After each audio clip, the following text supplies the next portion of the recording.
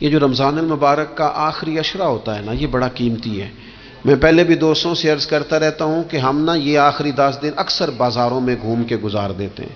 بخاری مسلم میں حدیث ہے، سیدہ عائشہ صدیقہ رضی اللہ تعالیٰ عنہ فرماتی ہیں، آخری 10 دن جو رمضان کے ہوتے تھے حضور خود بھی بیدار ہوتے تھے، ہمیں بھی بیدار کرتے تھے۔ رسول پاک صلی اللہ تعالیٰ علیہ وآلہ وسلم نے پتہ ہے روزے دار کی فضیلت کیا بیان فرمائی؟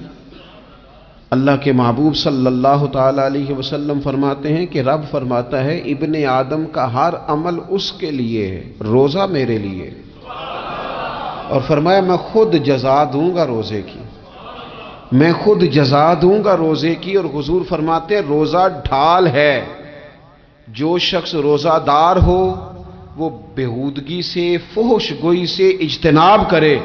اور اللہ کے محبوب صلی اللہ تعالیٰ علیہ وسلم فرماتے ہیں اگر کوئی شخص اسے گالی دے، اگر کوئی شخص اس سے جھگڑا کرنا چاہے تو پتہ کیا جواب دے؟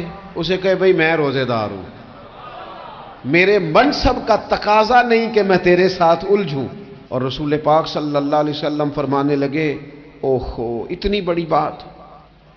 حضور فرمانے لگے، یہ صحیح مسلم کے لفظ ہیں، کریم محبوب فرمانے لگے مجھے اس رب کی عزت کی قسم جس کے قبضے میں محمد عربی صلی اللہ علیہ وسلم کی جان ہے، حضور فرماتے ہیں روزہ دار کے منہ کی خوشبو اللہ تعالیٰ کے نزدیک قیامت کے دن مشک کی خوشبو سے بھی زیادہ بکت والی ہوگی۔ اس کے منہ سے جو خوشبو آتی ہے قیامت میں مشک پیچھے رہ جائے گا، اور رب کی بارگاہ میں صرف روزہ دار کے منہ سے۔ اگر تیرے منہ کی خوشبو رب کو اتنی پسند ہے تو تجھے بھی تو اپنے منصب کا خیال ہونا چاہیے۔ میرے رسول پاک علیہ السلام نے فرمایا روزہ دار کو 2 خوشیاں ملیں گی، ایک خوشی اس وقت ملتی ہے جب وہ افطار کرتا ہے، اور فرمایا ایک خوشی اس وقت ملے گی جب وہ اپنے رب سے ملاقات کرے گا، جب وہ اس سے ملے گا تو اس وقت روزہ دار کو خوشی ہوگی۔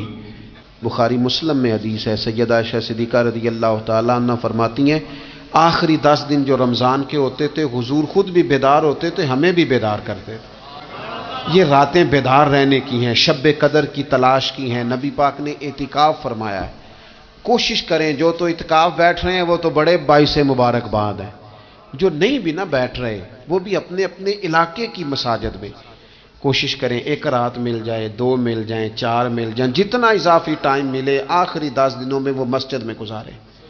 زیادہ سے زیادہ وقت قرآن پاک پڑھیں، استغفار پڑھیں، درود پاک پڑھیں، یہ 3 ہی وظیفے ان کے ساتھ۔ اور رات کا وقت کوشش کریں قیام میں گزرے، نوافل میں گزرے، جہاں جہاں بھی آپ اس کو ہم نے ضائع نہیں کرنا، تو جہاں موقع ملے کوشش فرمائیں، یہ وقت ضائع کرنے والا نہیں ہے۔ یاد آتی ہے تو آنسو بھی نکلتے ہیں، دعا بھی نکلتی ہے۔ تھے کچھ لوگ پچھلے سال جو اس سال موجود نہیں ہیں، وقت تیزی سے گزر رہا ہے تو یہ سعادتیں بڑی قیمتی ہیں، ان کو ضرور حاصل فرمائیں۔ میرے دوستو خوشی تو جو ہوگی سو ہوگی، لیکن یہ لفظ ہی بڑے حسین نہیں کہ روزہ دار کی رب سے ملاقات ہوگی، یہی لفظ بڑے باکمال نہیں؟ ایک روایت میں تو یہ ہے نا کہ روزہ میرے لیے ہے میں اس کی جزا دوں گا، اور ایک روایت میں یہ ہے کہ روزہ میرے لیے ہے اور رب فرماتا ہے میں خود روزے کی جزا ہوں، یعنی باقی نیکیوں پر ثواب ملے گا، روزہ رکھنے والے کو رب رحمان ملے گا۔ نبی اکرم صلی اللہ تعالی علیہ وسلم کے امت کے صوفیاء نے نا کچھ چیزوں کو بڑا کھولا ہے۔ عارف رومی کہتے ہیں کہ ایک دن نا محمود غزنوی نے خزانوں کے دروازے کھول دیے اور فرمایا بھئی میں نے آج ہر چیز کھول دی ہے، جو جس چیز پہ ہاتھ رکھے گا وہ اسی کی ہو جائے گی۔ لوگ دوڑے، کوئی سونے کی طرف، کوئی چاندی کی طرف، کوئی جائیدادوں کی طرف، کوئی خزانے کی کنجیوں کی طرف، کوئی بڑے بہترین گھوڑے اور اونٹوں کی طرف، لوگ دوڑ گئے، جو جس پہ ہاتھ رکھے گا اسی کا۔ سب بھاگ گئے، ایاز بیٹھا ہے، نہ وہ حسن میں رہی شوخیاں، نہ وہ عشق میں رہی گرمیاں، نہ وہ غزنوی میں تڑپ رہی، نہ وہ خم ہے زلف ایاز میں، وہ لذتیں کہاں۔ ایاز چپ کر کے بیٹھا ہے۔ پھر محمود نے ایاز کی طرف مخاطب کر کے کہا ایاز اٹھنا نہیں، آج لوٹ سیل لگ گئی ہے، جو جس چیز پہ ہاتھ رکھے گا اسی کی۔ ایاز کہنے لگا بات پکی ہے نا؟ تو محمود خوش تھے، موڈ بڑا اچھا تھا، کہا بالکل پکی ہے۔ تو ایاز کہنے لگے چلو ٹھیک ہے۔ ایاز اٹھے، پیچھے سے جا کے نا تو محمود کے کندھے پہ ہاتھ رکھ دیا، محمود کے کندھے پہ ہاتھ رکھا۔ محمود کہنے لگے یہ کیا بات کا، آپ سے میں نے پوچھا تھا بات پکی ہے، جو جس پہ ہاتھ رکھے گا اسی کا نا۔ تو تھوڑی دیر پہلے مسکراتے چہروں میں آنسو آ گئے، ایاز بھی روئے تو محمود بھی روئے۔ کہا بادشاہ پکا رہنا، وہ جن کو خزانے چاہیے تھے وہ دوڑ گئے، مجھے تو چاہیے۔ لنگ کئی مہینے تے برس گئے تے تیری دید نو دیدے ترس گئے، تیری تو ملے گا۔ تو پھر کہا محمود نے، اس نے کہا میں وعدہ کر چکا تھا، بس ٹھیک ہے، باقیوں کے خزانے اور میں تیرا طے ہو گئی۔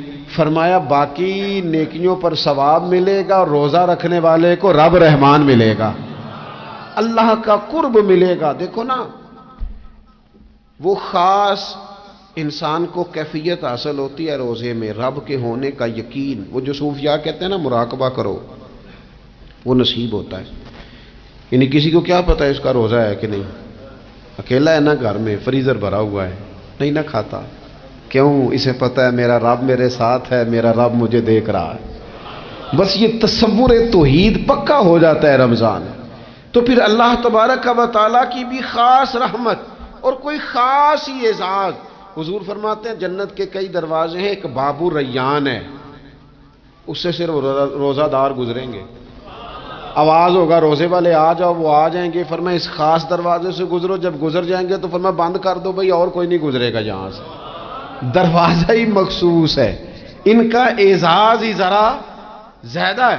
تو میرے عزیز رمضان شریف کے اندر وہ منصب کا بس خیال رکھیں کہ میں روزہ دار ہوں، اس احتیاط کے ساتھ۔ اور دوسری جو رمضان کی چند عبادات ہیں نا، سب سے پہلی تو میں عرض کروں گا تراویح کے حوالے سے۔ یہ بات یاد رکھ لیں کہ نبی پاک علیہ الصلوۃ والسلام نے فرمایا جس نے ایمان اور احتساب کی نیت کے ساتھ رمضان میں قیام کیا، اللہ اس کے پچھلے سارے گناہوں کو معاف فرما دے گا۔ اور ایک مقام پر نبی پاک صلی اللہ تعالی علیہ وسلم نے بیان کیا، یہ مشکات میں موجود ہے، حضور فرماتے ہیں رمضان اور قرآن دونوں قیامت کے دن بندے کی شفاعت کریں گے۔ رمضان کہے گا یا اللہ میں نے اسے دن بھر کھانا کھانے سے باز رکھا، اور تیری بارگاہ کے حکم کے مطابق اس نے اپنے آپ کو ان چیزوں سے بچا کے رکھا۔ اور قرآن کہے گا مالک رات میں نے اسے نیند سے روکے رکھا۔ کیا مطلب؟ اس نے کھڑے ہو کے عبادت کی، اگرچہ اس سے مراد شارحین حدیث نے تراویح بھی لیا ہے، تہجد کی نماز بھی لیا ہے، صلاۃ اللیل بھی لی ہے، لیکن میرے عزیز یہ خاص ربط ہے قرآن مجید کے ساتھ تراویح کا۔ مسنون ہے رمضان کی راتوں میں قرآن مجید اور تراویح کا پڑھنا۔ اگر تھوڑی سی نا طبیعت میں صرف تبدیلی پیدا کی جائے، میں نے دیکھا ہے کہ جو لوگ کہتے ہیں نا میرا وقت بڑا قیمتی ہے، بڑی ساری جگہوں پہ آپ کو بیٹھنا پڑتا ہے، بیٹھیں آپ 2 گھنٹے بیٹھیں، 3 گھنٹے بیٹھیں۔ میں نے دیکھا ہے لوگ جاتے ہیں کسی دفتر میں تو رات کو ہی چلے جاتے ہیں اس علاقے میں، کھڑے ہیں، پاسپورٹ کے دفتر کھڑے ہیں، شناختی کارڈ کے دفتر کھڑے ہیں، امیگریشن کی لائنوں میں کھڑے ہیں۔ کچھ ذہن تو بنائیں کہ میں نے رات کھڑے رہنا ہے اور اپنے رب کی عبادت کرنی ہے۔ تراویح کو ذرا ذوق سے آپ اگر تھوڑا ارادہ کر لیں گے نا، یعنی کوئی ایسا مشکل کام نہیں۔ میری تو رائے یہ ہے کہ پہلے 3-4 دن ذرا جم کے ذہن بنائیں، اور تھوڑا سا نا روٹین کو بدلنے کی کوشش نہ کریں۔ جس امام صاحب کے پیچھے تراویح شروع کریں، کوشش کریں ساری وہیں پڑھیں۔ روٹین بدلنے سے بھی سستی آتی ہے، ایک دن یہاں گئے، 2 دن وہاں گئے، تو یہ روٹین بدلنے سے بھی بعض اوقات سستی آتی ہے۔ کوشش کریں ایک جگہ پہ قرآن شریف سننا شروع کریں اور پھر پورا قرآن مجید وہیں پہ سنیں، اور تھوڑا ذہن بنائیں۔ میں نے دیکھا ہے ہمارے استاد صاحب اس طرح کیا کرتے تھے کہ بہت تھوڑا کھانا افطاری کے وقت، تھوڑا، اور ان سے کہا جاتا آپ بزرگ آدمی ہیں، اتنا کم کھانا کیسے نظام چلے گا؟ تو فرماتے تھے میں 1 چپاتی اور آدھی چپاتی کھا لوں گا لیکن تراویح کے بعد، اب اگر زیادہ کھانا کھاؤں گا تو طبیعت میں سستی آئے گی، میرے لیے کھڑا ہونا مشکل ہو جائے، سادہ سا کھانے کے ساتھ افطاری کی جائے گی۔ اور تراویح کے لیے اپنے آپ کو ذہنی، کہاں ٹائم ملتا ہے سارا سال قرآن پڑھنے سننے کا، یہ تو اللہ نے موقع عطا فرمایا ہے۔ تو تھوڑا سا اگر دلچسپی پیدا کی جائے، بڑا بڑا سونا قرآن مجید پڑھا جاتا ہے مساجد میں، بچے بڑی بڑی خوبصورتی سے، تو اللہ کا شکر ہے جگہ جگہ پہ۔ اور مساجد کے علاوہ بھی میں نے دیکھا ہے، ہم سے لوگ مطالبہ کرتے ہیں کہ ہماری فیکٹری میں رات کو بھی کام ہوتا ہے، اتنے سارے ورکر ہیں تو بچہ کوئی مل جائے قرآن شریف سنائے، فلانی جگہ بھی اتنے لوگ ہیں تو اگر موقع مل جائے، تو اگر تھوڑا ذہن بنایا جائے، شوق پیدا کیا جائے تو اللہ تعالیٰ فضل فرماتا ہے، انسان کو طاقت ملتی ہے کھڑے رہنے کی۔ ایک تو تراویح، روزہ، تراویح، اور تیسری بات ہے سحر اور افطار۔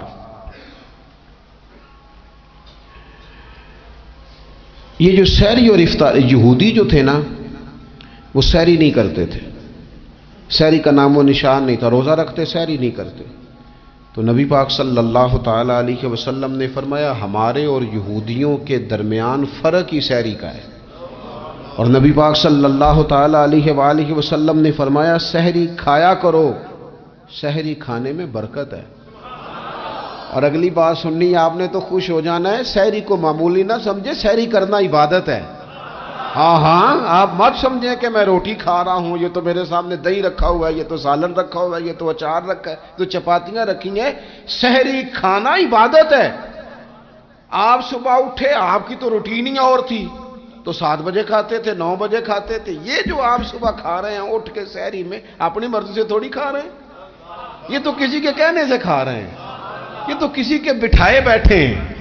یہ جو سحری کا لنگر ہے یہ رب رسول کی رحمت کے ساتھ عطا ہوتا ہے، یہ کرم ہے، یہ اللہ رسول کے بٹھائے بیٹھے۔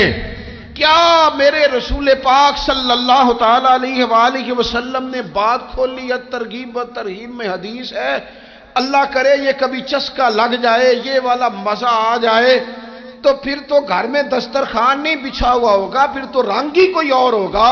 حضور فرماتے ہیں اللہ تعالی اور اس کے فرشتے سحری کھانے والوں پر رحمتوں کا نزول فرماتے ہیں۔ کھائی روٹی جا رہی ہے، پکا ہوا کھانا ہے، لیکن حضور فرماتے ہیں رب بھی رحمتیں فرما رہا ہے اور اللہ کے حکم سے فرشتے بھی رحمتوں کا نزول کر رہے ہیں۔ ایک رمضان المبارک وہ عزت اور عظمت والا مہینہ ہے جس کا تعارف کسی عام آدمی نے نہیں، رب کریم کے قرآن نے بیان فرمایا ہے اور میرے مصطفیٰ کریم کی زبان اطہر نے بیان فرمایا ہے۔